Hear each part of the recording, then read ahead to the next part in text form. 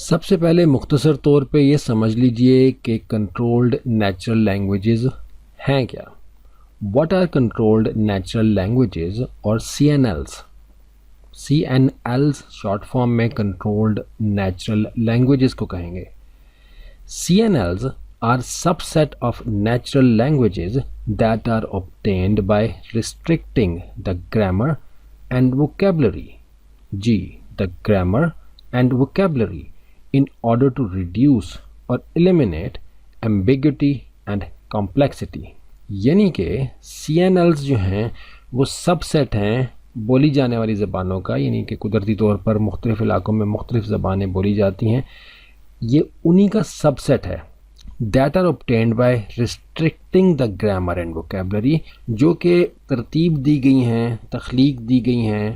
اخذ کی گئی ہیں گرامر اور ووکیبلری کو ریسٹرکٹ کر کے، یعنی ان کو محدود کر کے، ان کو ایک دائرے کے اندر لا کے،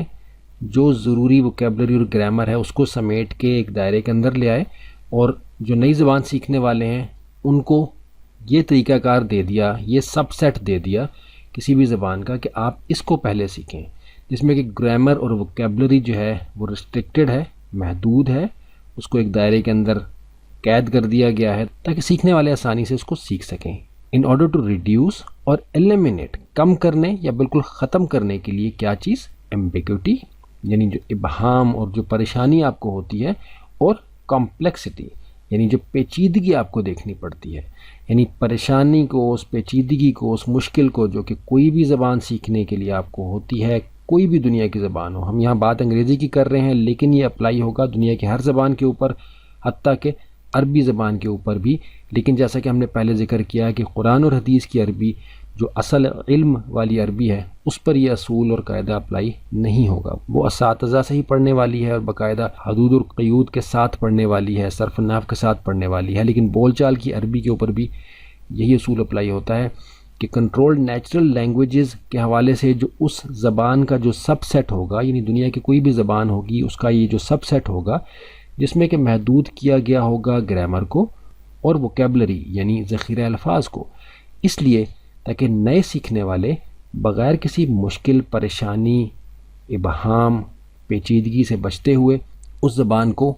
سیکھ جائیں اس حد تک کہ وہ اس کو استعمال کرنے کے لائق ہو جائیں. باقی آگے بہتری جو ہے وہ پریکٹس سے خود سے آتی جاتی ہے. لیکن ہمیں اس بات کی امید ہے کہ یہ کانسیپٹ آج سے پہلے کبھی آپ نے نہیں سنا کہ کسی بھی زبان کا سب سیٹ بنایا جا سکتا ہے محدود ووکیبلری اور محدود گرامر کے ساتھ، جس کو کہ سیکھنا آسان ہے، اس میں پیچیدگی نہیں ہے، وہ سادے طریقے سے آپ کو بتایا گیا ہے تاکہ آپ اس زبان کو استعمال کرنے کے لائق ہو جائیں. اب دیگر کئی زبانوں میں بھی اس پہ کام ہوا ہوگا، لیکن ہم یہاں کیونکہ بات انگریزی کی کر رہے ہیں، اس حوالے سے ہم اس کی مزید تفصیل آگے جانیں گے، جو کہ بہت اہم ہے انگریزی زبان کے اساتذہ کے لیے بھی جاننا. اور اگر آپ طالب علم ہیں، آپ سیکھ رہے ہیں انگریزی زبان کو اس لیے تاکہ آپ آگے چل کے اس کو استعمال کر سکیں کسی بھی شعبے کے اندر، تو آپ کے لیے بھی جاننا ضروری ہے کہ آپ آسانی کے ساتھ اپنی ووکیبلری کو بھی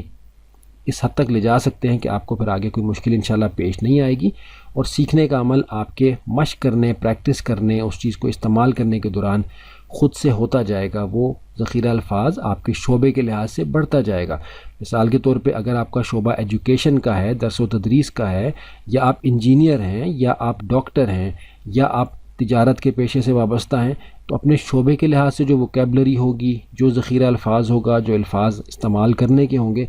وہ خود سے آپ سمجھتے جائیں گے، سیکھتے جائیں گے، اور جملوں میں صحیح جگہ، صحیح ترتیب پہ آپ ان کو استعمال کرنے کے لائق ہو جائیں گے، کم از کم اس قدر کہ اگلا بندہ سمجھ سکے، اور پھر وقت گزرنے کے ساتھ وہ چیز خود سے بہتر ہوتی جائے گی.